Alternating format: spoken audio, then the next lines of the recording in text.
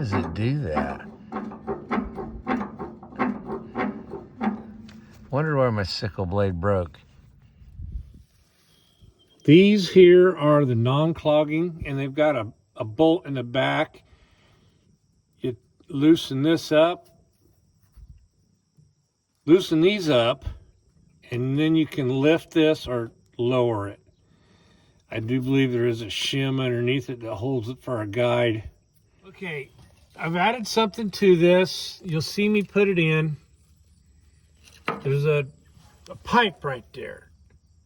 And the non-clog bottom guard is put in there, and I'll show how that's been done.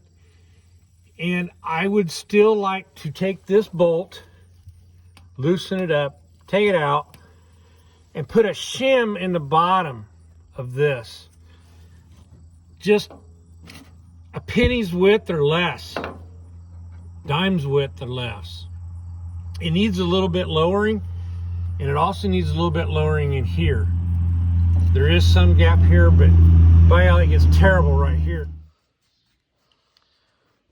This is the old one that goes on the end.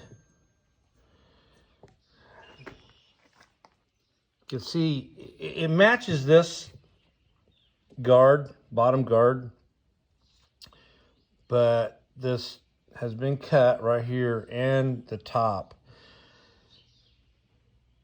I don't know why it's done this way, but this is how it was put together on the 1209 John Deere. And then there's a piece of pipe that goes on the end of this to keep this from dancing back and forth.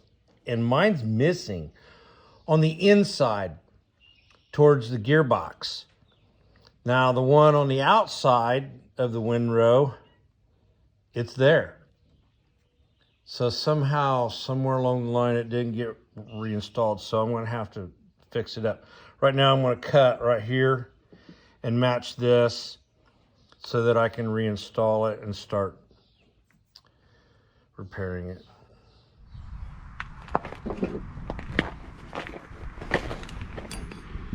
Okay, what I've done, I've taken the grinder, and cleaned a little bit of the surface off the back or the bottom of this.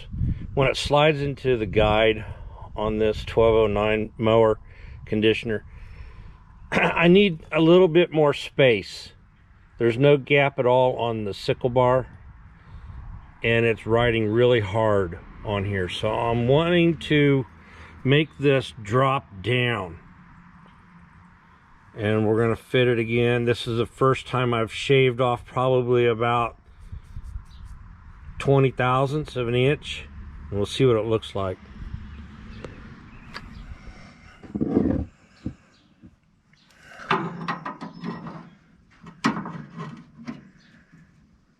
Slides in easier.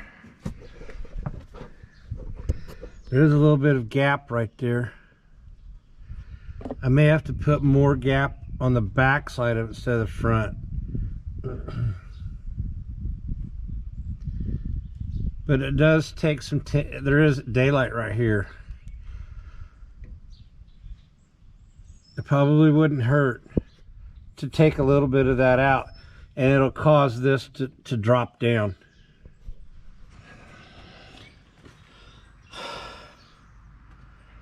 I've trimmed it on the bottom on this side, tightened it up, and what it's allowed it to do is get a little bit of gap between this and the cutter.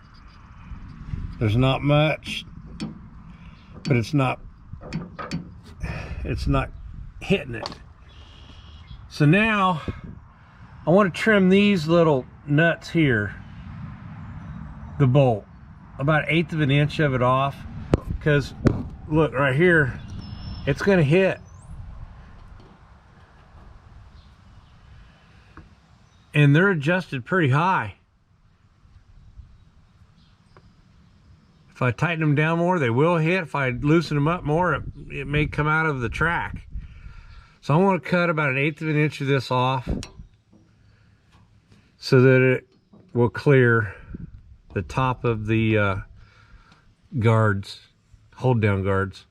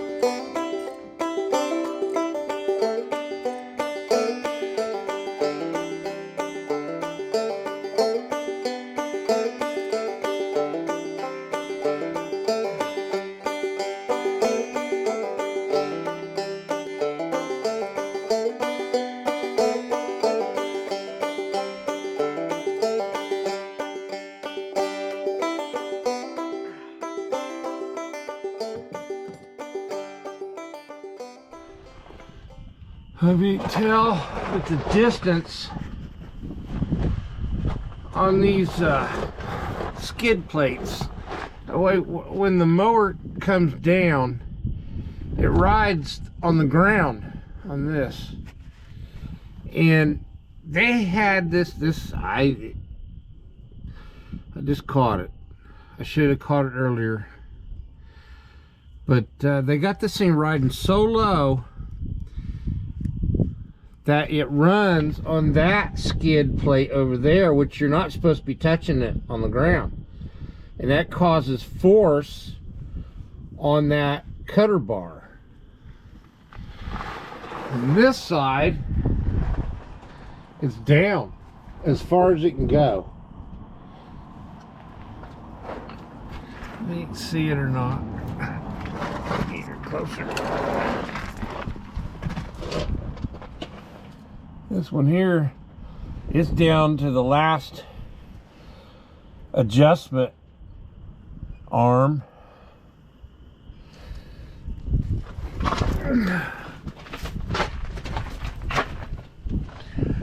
Well, I got one more arm I could set the adjustment on right here. It's got a bolt in it, so they've lost the original pin. And then this one is up one more than the other one. So what I'm going to do is I'll pull that pin out. Looks like a giant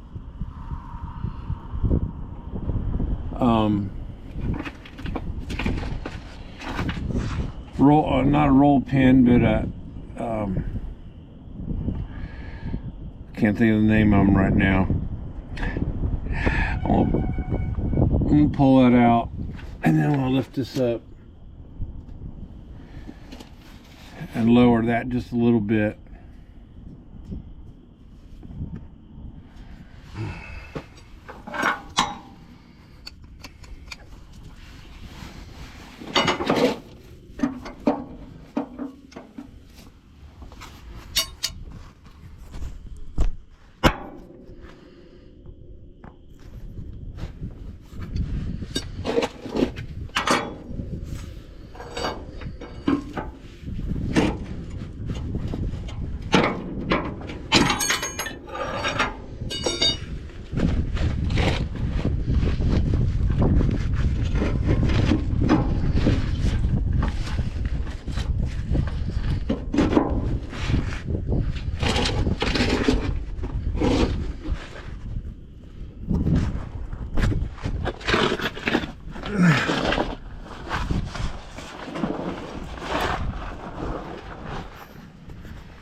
All right, Cat wants to check it out too.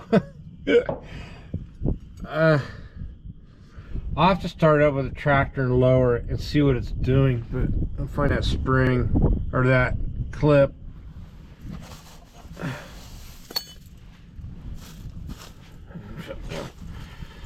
Push that back in there. See if that's going to help this.